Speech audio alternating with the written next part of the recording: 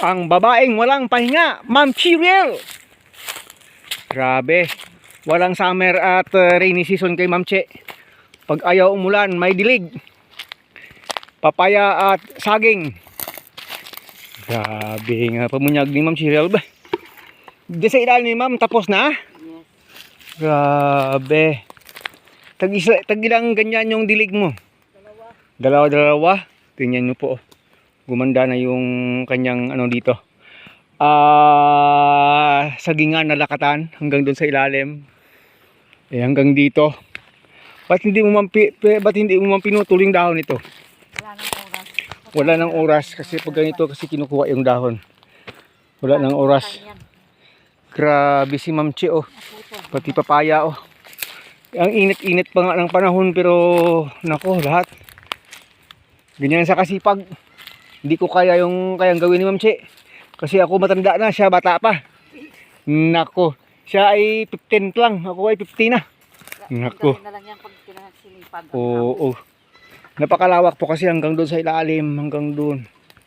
At hanggang doon sa kabila, mayroon siyang tanim na lakatan. At sa ngayon ay yan, dahil walang ulan, may low pressure daw sana. Kaso hindi pa pumasok eh.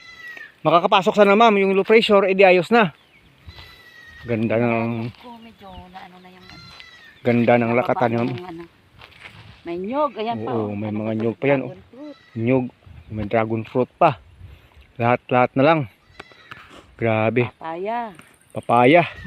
Yung huling tanim mo ma'am ay nag-umpisa ng tumubo ah. Andyan oh, andyan sa sunod na ano na taniman sa ilalim. Mga 20 siguro yun. Yung mga 20 na yan dyan.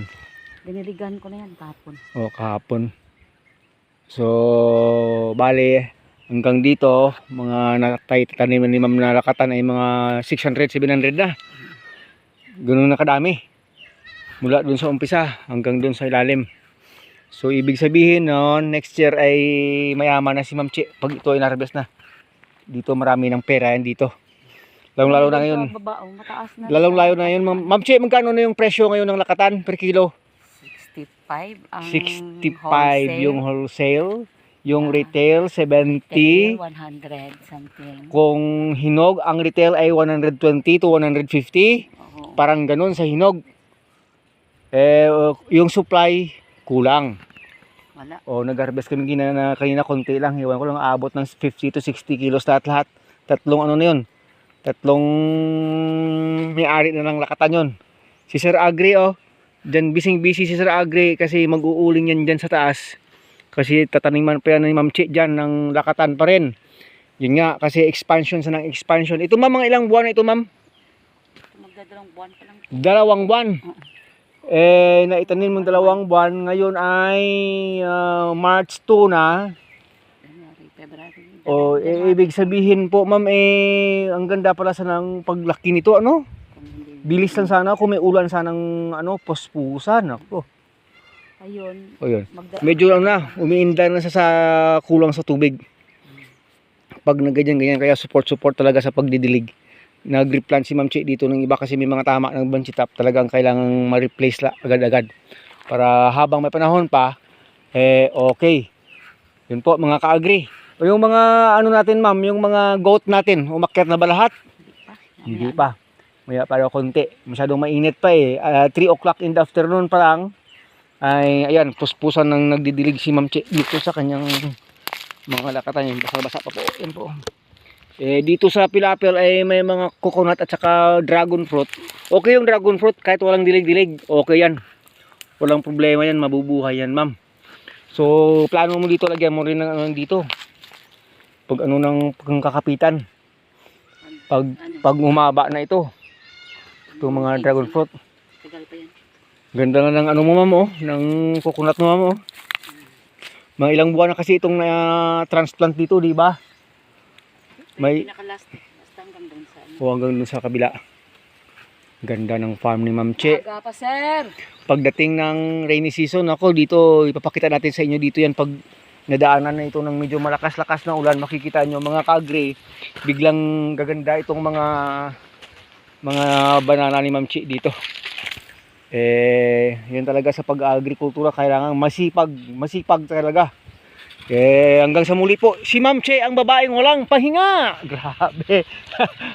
Si Sir, yan yun, walang pahinga rin yan. Nako. Mga forthcoming millionaire. Nako. Diretso na, Sir. Okay. Bye-bye. Hanggang dito na lang. Magbibisit kami dito sa ilalim. Dito sa old na tinaman ni Ma'am Che. Oo. Atun to na dyan nga awal magkita ko dyan dasig-dasigan dagid ng ubra ta. Kahit dahan-dahan basta dire-diretso. Yung may ano ka, may nagawa ka sa isang araw na productive. Ay, pagdarating do naman ako. Doon nakakuha na magawa eh. Sabi nga nakalakla. Oo, ganun. Ganyan po. May tanim din si Ma'am dyan. Ang mga lakata. Saan tayo dadaan, Ma'am? Dito lang ba? Dadaan. Oh, dito. Sabi mo doon pupunta. Oh, sige. Ito Pinamanta po. ko. Yan po. Hoy, yung beans. Ito po yung beans na angpak ko. Malapit lang itong magbunga, Ma'am. Ha? Ito, kakao Malapit yan. lang palabas yung ano niya. May, Kakao, lahat ng kakao yan. may kakao pa dito. Yung kakao. Hanggang sa dulo, Ma'am, mayroong kakao? Oh, okay. Yan po, may kakao. Pagkatapos ng saging, may kakao na kagad. Multi planting. Grabe yung ano yan dito ah. Lahat na lang yung pwede. Ah, ito pala. Ito pala yung kanyang lock.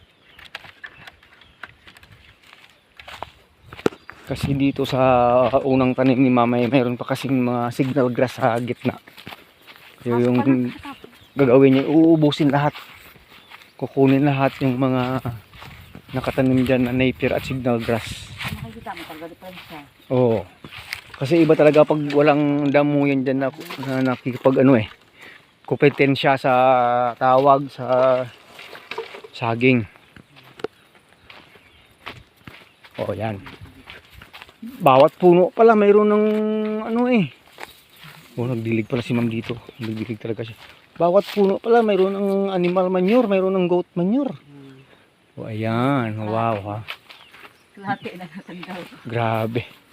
Biglang nalinis ah. Oh, yung nilibing mo diyan oh, hindi masyado na ano. Wow. Pagdating ng ulan, di ready na talaga. Tingnan mo, pag isang balde ng goat manure. Oh. Pagdating ng ulan, ready na yung mga pananim. Tubig na lang yung kulang. So dito Ma'am, kukunin rin lahat dyan sa kabila. Kukunin lahat para matransfer. Oh, ito na lang dito. Itong line na lang siguro. Oh. Gaya nung sa akin sa kabila. Kasi sumasabay sila sa nutrients, sumasabay din sila sa pagkuha ng tubig sa ilalim. Tingnan mo yung dahon yan. Kaya iba na. Ilang araw pa lang. Iba. Kasi sabi ko naman sa iyo iba kasi pag walang damo sa paligid ng ng saging natin. Syempre, ikaw ba naman, may kakumpetensya ka sa pagkain mo, sa inumin mo. Iba talaga. At least malawak naman dito yung napier gas mo eh. May violet ka pa nga dito. So yan po, nandito na kami sa latest na area ni Ma'am dito. Nilinis na kasi talagang tawag preparation na pag dumating yung ulan at least. Yun nga po, tatamnan ulit ng mga napier at saka bagong mga saging hanggang may space pa mga kaagri. Nag-stop yung video natin, sobrang init siguro. Oh, ayan napier area, lakatan area. Oh, nagda-dragging na yata yung video natin. Sobrang init. Daming papaya, may bunga, may hinog na pa rin dito Ma'am eh. Yung Chinese ni Ma'am na papaya, napakamahal pa naman ang papaya ngayon. Nako. Dati wala, pinapabayaan lang. Yung saging mo Ma'am, may mga 1 week pa pwede nang ma-harvest Ma'am eh. Hanggang doon sa kabila, 1 week Ma'am. Yung sa kabila pwede rin. Yung latundan mo mga 2 weeks pwede na rin ma-harvest. Hindi na uubos yung pananim ni Ma'am dito. Habang tumatagal, habang lumalawak na lumalawak, dumadami. Yan po, pati may mundo na sa. May bunga na pala yung mundo mo Ma'am doon mo. Oo. Ganda oh. Ganda. Ito yung Wow. bagong tanim. Bagong tanim. Tingnan natin yung bagong tanim sa ilalim. Ubos ka manok yun. Ang alin? Ang ana, balang ako mo. Yung tuktok ng bagong tanim. Ito pa ang mga ano ko. Ito, beans. Oh, beans. Saka singkamas. Sino mo na nawala ang liso ko singkamas. Paano to ita-transplant pa? Ewan ko. Singkamas ito oh. Nako. Na ano yung buto niya? Nako. Talaga. Ito lalaki ng mga ano. Wow. Lilan ko. Tangkad ng nyug ni ma'am. Wow, ito ma'am. Ganda pag ito nagbunga ma'am oh. Ganda ng ano niya oh. Tubig lang ang ano eh. Iba talaga oh, lalaki ng puno. Ito hindi ko pa natanggal yung mga ano. Oo. Wow. Ganda ng papaya at saka sagingan ni Ma'am Chi dito. Yung latest din sa ilalim, mga 20 sa 50 ka puno. Mga ano. Sobraman ah. Sobraman 20. 20 plus ito po oh. Mga bagong tanim ni Ma'am.